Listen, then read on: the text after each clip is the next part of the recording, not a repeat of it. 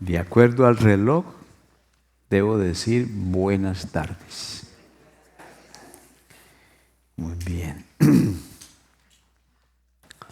En estos días me preguntaba por qué los países democráticos caen en manos de líderes deshonestos y crueles.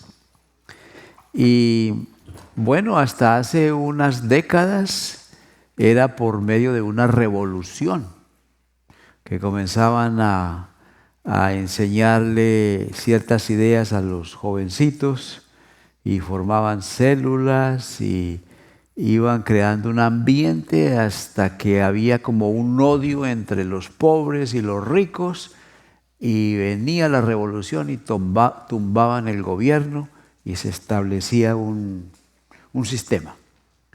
Pero en los últimos años no ha habido revolución, sino que el pueblo ha elegido a esas personas. ¿Y por qué los elige? Porque les han creído lo que han dicho. Desmienten. Y pues nosotros no nos ponemos a veces a analizar lo que dicen, si es cierto o no, o qué clase de carácter tiene esa persona, cuáles son sus antecedentes. Simplemente les creemos y votamos por ellos. Y ahí van cayendo los países unos detrás de otros. Pero esta mañana yo no voy a hablar de política, es nada más que estoy introduciendo esto para compararlo con lo que pasó en Génesis capítulo 41, donde el faraón, por ser el faraón de Egipto, con un solo voto, el voto de él, nombró a José como el segundo de a bordo en el gobierno de Egipto. Y el criterio que el faraón usó para elegir a José fue muy bueno. Y si nosotros tuviéramos la sabiduría del faraón para elegir nuestros presidentes, gobernadores, alcaldes, concejales, todo eso, tal vez nos iría mejor, porque él usó muy buen criterio para eso. Pero hay una cosa, nosotros pensamos que nosotros elegimos el presidente, el gobernador y todos esos senadores, y en realidad nuestro voto vale, pero es una pequeña parte, es el conjunto de votos lo que hace que una persona suba al poder. Pero nosotros no solamente tratamos de elegir presidentes, sino que durante toda nuestra vida nosotros elegimos personas claves. Uno elige con quién se va a casar, ¿o no? Nadie lo obliga. A mí no me torcieron la mano. Si tienes una pequeña compañía, un negocio, y eliges el socio, si es que tiene una sociedad. Eliges los empleados. Y también uno elige el patrón. Pues si no le gusta el patrón, ahí se aguanta un rato, pero se busca otro trabajo y cambia de patrón. O sea que durante toda nuestra vida nosotros no solamente elegimos presidentes y gobernadores y alcaldes, elegimos otras personas. Y el criterio del faraón de Egipto, en el capítulo 41, buenísimo para hacer esas elecciones. Entonces, aunque el capítulo 41 sucedió hace 3.500 años, tiene que ver con nuestro diario vivir. Ya. Y entonces vamos a convertir esto en una pregunta. La pregunta es, ¿qué criterio debemos usar para elegir personas claves en nuestra vida? ¿Qué criterio? ¿Qué criterio usa usted? Por ejemplo, cuando vamos a nombrar un líder en la iglesia, un oficial, un maestro, lo hacemos a la carrera, ahí de afán, el que primero pase, ¿no? Hay iglesias que nombran líderes cada año. Entonces termina el año y salen estos y nombran otros. Algunos son reelegidos, pero ahí viene un grupo de hermanos que no saben cómo funcionan las cosas en la iglesia, vienen como a aprender. Y ahí está el pastor con ellos como comenzando de nuevo. A veces se respeta así, eso es lo que hacen, ¿no? Cada uno tiene su manera de matar pulgas, ¿no? Entonces, ¿qué criterio debemos usar para elegir personas claves? Como individuos, como iglesia, como dueño de su compañía o de su negocio. Y la primera respuesta está en Génesis 41, 33 al 34. Vamos a leer esos versículos. Por tanto, provéase ahora a Faraón. Este es José hablando. Dice, provéase ahora a Faraón de un varón prudente y sabio, y póngalo sobre la tierra de Egipto. Haga esto, Faraón, y ponga gobernadores sobre el país y quinte la tierra de Egipto en los 7 años de abundancia. Bueno, los que conocen la historia, Faraón tuvo 2 sueños. 7 vacas salen del Nilo, del río Nilo. Y eso es normal, las vacas se meten al Nilo para protegerse del sol y de los insectos. Entonces salieron estas vacas después de refrescarse, robustas, gordas. Pero después salen 7 flacas que devoran a las gordas. Y también soñó con una planta que tenía 7 espigas, ¿era? Y luego otras 7 sin fruto que venían detrás que devoran a las primeras 7. Entonces no tenían quien interpretara ese sueño, y ahí es donde aparece José. Y José le dice al faraón, Dios está en este asunto. Y Dios le está enseñando, le está revelando que vienen 7 años de abundancia y 7 de escasez y de hambre.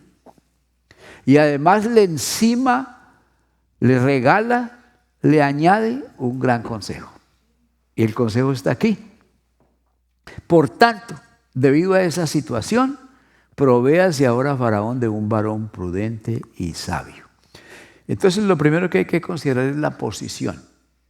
Hay que crear un puesto nuevo en este gobierno para que guíe el país en una gran producción agrícola, en una buena administración y almacenamiento de todo lo que se coseche, para que podamos sobrevivir los 7 años. Esa es la nueva posición. Entonces, primero hay que considerar la posición.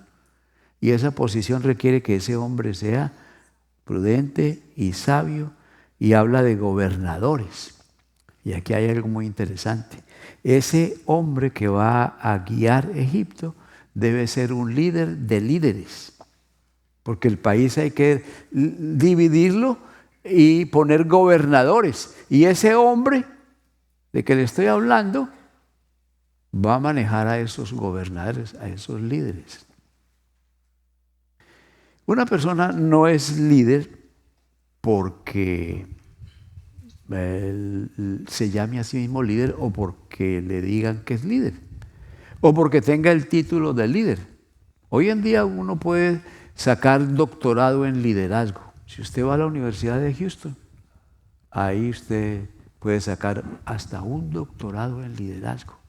Pero si uno tiene el título de doctor en liderazgo y nadie lo sigue, no es líder. ¿Ve? Entonces, para ser líder, más que un título o una posición, tiene que tener seguidores. Pero este hombre no va a ser un líder que tiene seguidores, va a ser un líder de líderes. Y eso es diferente. Una cosa es liderar seguidores y otra cosa es liderar líderes. Porque los líderes te exigen más. ¿Ya? Cuando una iglesia levanta líderes, esos líderes preguntan. Es bueno que pregunten, que cuestionen, que opinen, porque entonces el líder de líderes tiene que pensar. Pero si no hay líderes, si nadie quiere ser líder, si nadie se atreve, qué pesar de esa congregación. Hasta me cuentan aquí que hay algunos que no quieren ser maestros. Llevan años sentados. ¿Cuál es el futuro? Sin líderes. Hay que aceptar el reto, ¿no?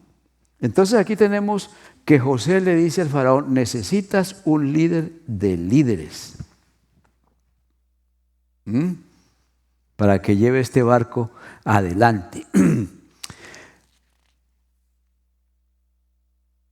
Viene una crisis en el horizonte. Hay una crisis que viene y hay una necesidad.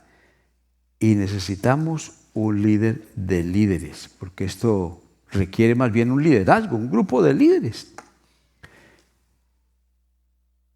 Si usted tiene un proyecto de casarse, hablo con los jóvenes, formar una familia, ahí tiene una posición. ¿Qué clase de mujer quiero yo para que sea mi esposa?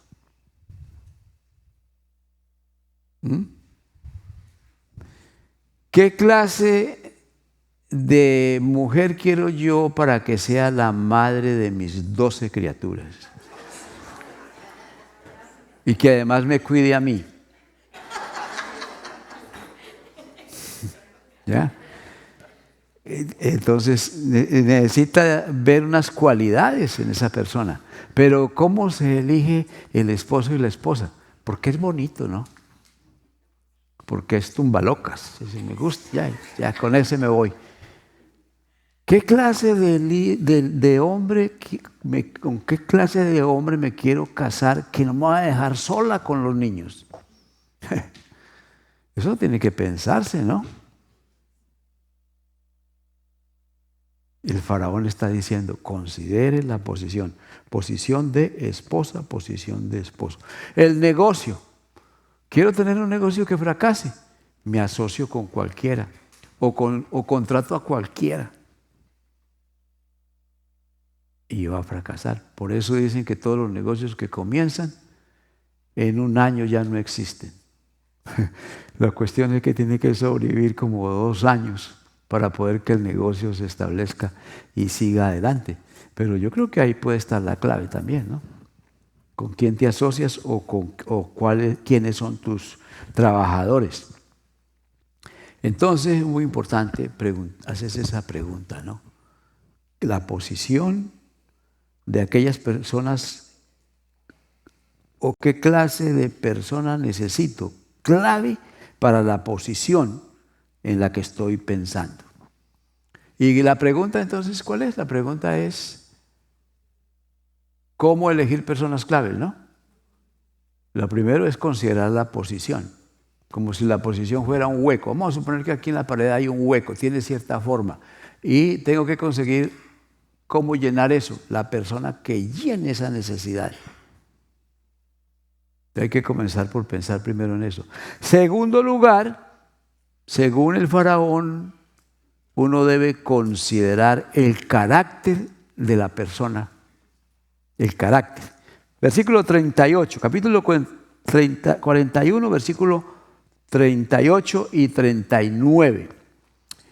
Y dijo Faraón a sus siervos, a los que estaban ahí, ¿acaso hallaremos a otro hombre como este? Y señala a José, en quien esté el Espíritu de Dios. Y ahora Faraón le habla a José y le dice, pues que Dios te ha hecho saber todo esto. No hay entendido ni sabio como tú. Acuérdense que el que está sugiriendo que debe ser un hombre sabio y entendido es José. Pero tal vez José no estaba pensando que él era la persona, ¿no? Le está diciendo al faraón que necesita a alguien así. Y el faraón discierne y dice, ¿acaso hallaremos a alguien tan entendido y sabio como tú? No hay otro como tú. Está hablando del carácter de José. ¿Y qué es el carácter? El carácter es el conjunto de cualidades y defectos que uno tiene. El oro y el cobre de que uno está hecho. Ese es el carácter. Y como todos tenemos defectos y tenemos cualidades, entonces todos tenemos carácter. Todos. Por ahí a veces dicen, es que no tiene carácter. ¿Cómo no va a tener carácter? Si tiene cualidades, algo bueno tiene que tener y también tiene sus defectos. Ese paquete es lo que hace el carácter de un individuo. Es que si un líder, padre de familia o un líder pierde el control, ¿ya? Pierde la cordura, entonces el problema se hace más grande. Se pone la cosa color de hormiga. Pero si el líder se mantiene calmado, ¿ya? No se apresura, entonces hay esperanzas de que el problema se resuelva o que por lo menos las cosas no resulten tan malas. Entonces hay que fijarse en el carácter de las personas que vamos a elegir para esas posiciones claves en nuestra vida o en la iglesia o en la ciudad o en el estado o en el país. Hay que pensar en eso, porque en alguna forma nos va a afectar a todos. Lo que pasa es que conocer el carácter de una persona toma tiempo. Eso no es tan fácil, conocer el carácter de alguien. Por eso Jesús decía, guardaos de los falsos profetas que se visten con piel de oveja. Entonces, como nos guiamos por las apariencias, ahora el que tenga más likes, esa es la persona, porque tiene más likes. Pero ¿y el carácter? Entonces, para saber el carácter hay que investigarlo. Y a veces hay que esperar qué fruto da. Y el fruto es lo último que sale, es un proceso. Entonces hay que tener paciencia para conocer el carácter. Pero como es que no queremos esperar, ¿no? No queremos tener paciencia. Claro que la tecnología hoy nos ayuda. Uno puede investigar sobre una persona, que su hija tiene un novio, váyase allá a la computadora y ponga el nombre y la familia, y ahí va a averiguar muchas cosas. ¿Qué clase de persona es? La tecnología ayuda a averiguar qué fruto ha dado esa persona en otras partes, en otros lugares o en otras relaciones. Porque si le preguntan a él mismo, él va a hablar bien de sí mismo. Entonces, el carácter es muy, muy importante. Por sus frutos los conoceréis, dijo Jesús. El faraón tenía buena información acerca de José. Primero que todo, tenía la recomendación del panadero, porque cuando nadie interpretó el sueño del faraón, entonces el panadero viene y le dice, mire, hace 2 años cuando yo estaba en la cárcel, conocí a un joven llamado José, pasó esto y nos interpretó los sueños y salió tal como él dijo. Y habló bien de José. Entonces tenía una buena referencia. En segundo lugar, cuando llamaron a José, el faraón se dio cuenta cómo José se presentó. Él no se presentó como alguien que sabía, sino que él le dijo al faraón, Dios es el que dará la interpretación del sueño, no yo. Entonces el faraón se dio cuenta que entre el Dios de José y José había una relación, había algo especial. Entonces eso es muy importante. No es que cuando Faraón le dice que Dios te ha hecho saber todo esto, no es que Faraón se haya convertido. El Faraón creía en muchos dioses y para él no era mucho problema aceptar otro Dios más, el de José. Póngalo ahí en la lista, uno más. Pero no todo mundo tiene una íntima relación con el Dios en el que dice creer. Y Faraón vio que entre José y su Dios había una relación íntima. Y eso hace una diferencia en la vida de una persona. ¿Qué más vio el Faraón? El Faraón, la interpretación, vio la interpretación que José hizo de sus 2 sueños. Y fue una interpretación racional, sólida, algo que cuadraba con la realidad de Egipto. Y no solamente hizo promesas, dijo, vienen tiempos buenos, pero vienen tiempos malos. Flacas gordas, pero también vienen vacas flacas. ¿Qué hacen nuestros candidatos?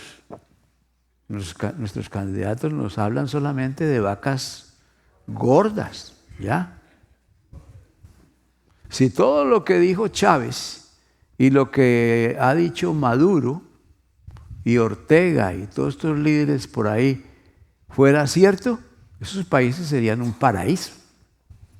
Y la gente estaría deseosa de irse a esos países por montones.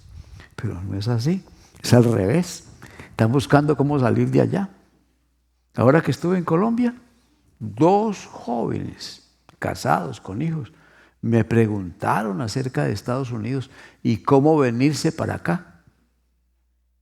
¿No? Pero yo no sé cómo se pasa por el hueco, ¿no? Porque no vine por ahí, ¿no? No vine por ahí, pero estarían dispuestos porque hay una situación en Colombia que ya dice, si esto sigue así, mejor nos vamos. Porque lo que dijo este señor que está gobernando ahí, nada ha sido cierto. Mentiras. Puras vacas gordas, pero lo que han habido son solamente vacas flacas. Bueno, puede ser también que el faraón haya tenido intuición. Intuición es una cosa interesante para hacer decisiones y tal vez hubo algo de eso en el faraón. El caso es que el faraón, cuando José habló de que necesitaban un hombre sabio y entendido, dijo, no hay como tú eres el sabio y eres el entendido. Y esas son 2 cualidades muy, muy difíciles de encontrar en una misma persona. Una persona que sea sabia y entendida a la vez, difícil. Entendido quiere decir que entiende, que ve las cosas con claridad, que las puede explicar. Buenísimo para maestro. ¿Ya? Puede ser maestro, explica bien todo, lo entiende todo. Sabio es otra cosa. El sabio no solamente entiende, sino que sabe aplicar. Sabe relacionar sus conocimientos con las necesidades. Sabe resolver los problemas. Entonces, para ser sabio hay que ser entendido.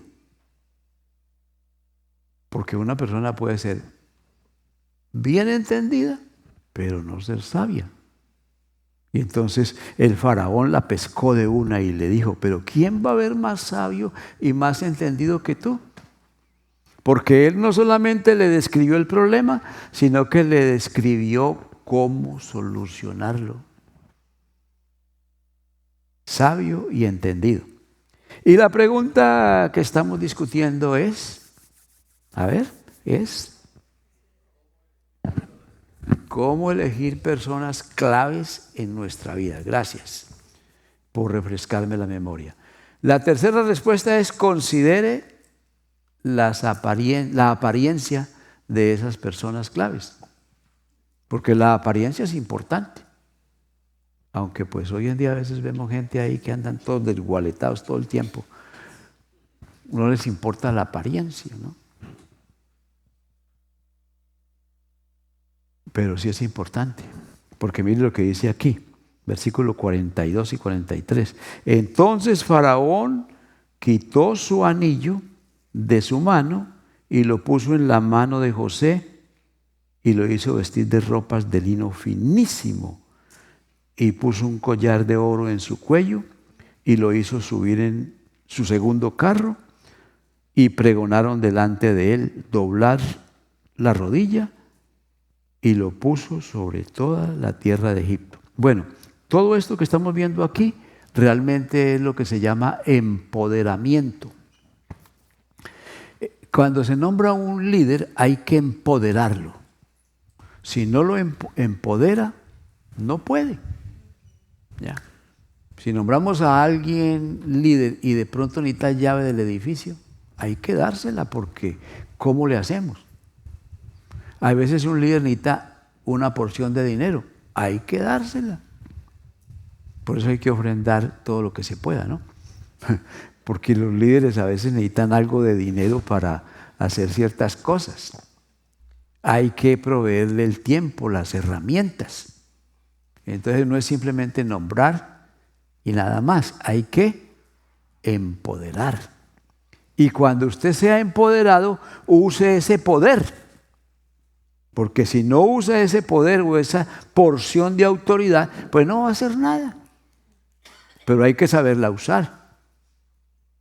Eso no quiere decir que usted va a abusar de la gente y los va a tratar mal, porque si no se va a quedar solo o sola. Hay que saber usar el poder y la autoridad. Entonces, empoderamiento es clave. Pero aquí también está hablando de la apariencia, eso del anillo y de las ropas de lino fino y el collar de oro en el cuello y el segundo carro con un pregonero que dice: quítense que aquí viene José. Todo eso es apariencia, la parte exterior de cómo José iba a lucir. Muy importante. Pero es lo último. Lo menciona porque es importante, pero es la última cosa que el faraón hizo, preocuparse de la apariencia de José, porque la apariencia importa, la apariencia importa. Y aquí es cuando viene la advertencia de Jesús: lobos con piel de oveja, porque si hay una cosa peligrosa es una hermosa o buena apariencia con un mal carácter. Peligroso. Porque va a venir la desilusión, va a venir el desagravio, va a venir el problema.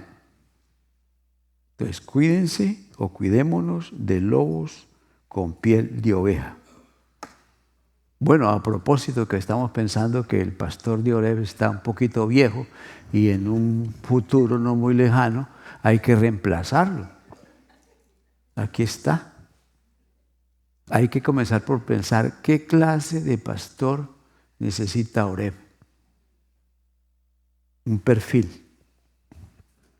Claro que en la Biblia ya hay uno, ¿no? Que comienza diciendo: alguno anhela obispado, quiere esa posición, debe ser intachable. Y en otra parte dice lo mismo, no para el que anhela, sino que dice: el pastor o el obispo debe ser intachable. Y hay una lista de cosas que tienen que ver con su carácter. Entonces, la posición, y luego el carácter de esa persona. Y la apariencia va a ser importante, pero es lo último, porque es lo menos importante. Elegimos esposo, esposa, empleados, patrones, ayudantes, presidentes, todo eso. Pero de aquí en adelante, piense de la posición que va a ocupar, el carácter de esa persona y la apariencia. La historia de David y Goliat. Cuando David se ofreció para combatir con Goliat, Saúl lo vistió con su armadura. Y eso es chistoso, esa historia, porque dice que David, con la armadura de Saúl, y Saúl era el hombre más alto en Israel, probó David a andar con esa indumentaria y no pudo. No le sirvió eso. Entonces se lo quitó, lo echó a un lado y con su ropa de pastor, con la honda y 5 piedras, en el nombre del Señor, fue a la línea de batalla. Solito. Empoderado. Y ya sabemos la victoria que hizo, ¿no? Que ganó. Entonces, la apariencia es importante, pero no es lo más importante. Hoy en día los periodistas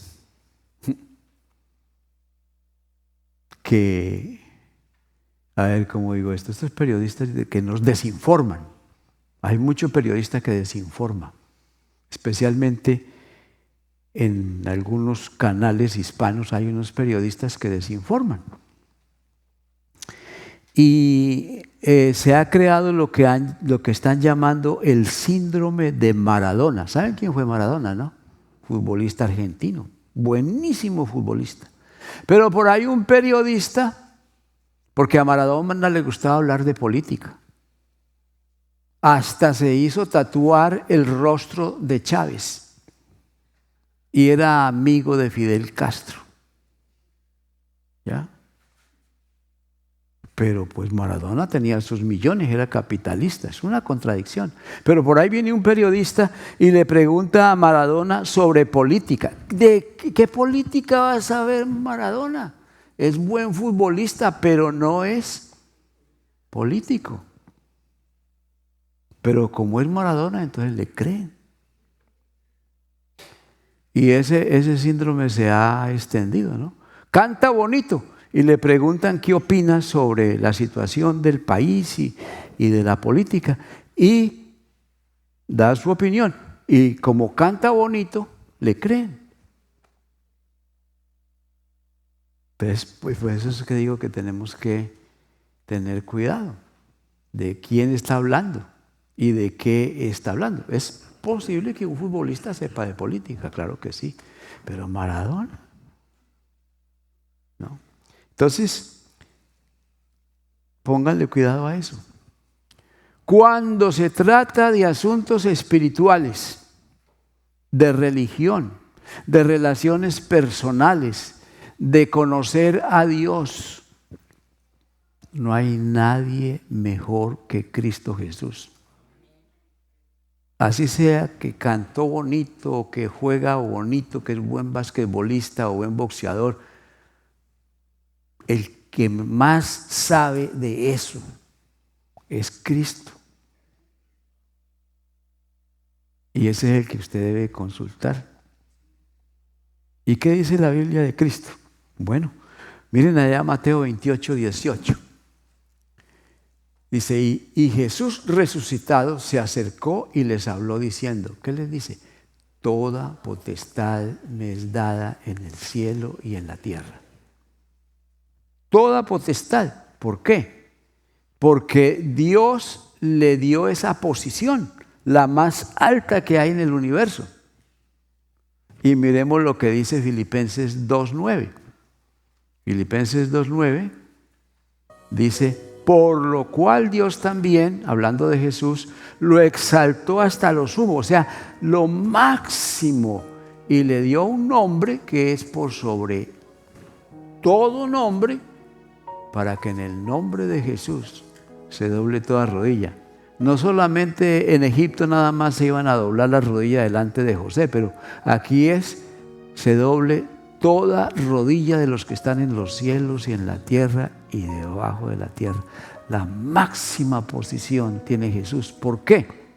Porque tiene el máximo carácter perfecto. Y esa posición es única. Entonces, ¿a quién le va a prestar atención usted ahora? ¿A quién le va a preguntar sobre opinión? Sobre cosas espirituales, sobre matrimonio, sobre familia, sobre religión. ¿Al profesor ateo? cuando tenga problemas, cuando no tenga trabajo, cuando pierda un ser querido, pregúntele al profesor ateo a ver qué palabras de consuelo puede tener. Nada. Pero Cristo Jesús, sí. Él sí. ¿Se ponen de pies?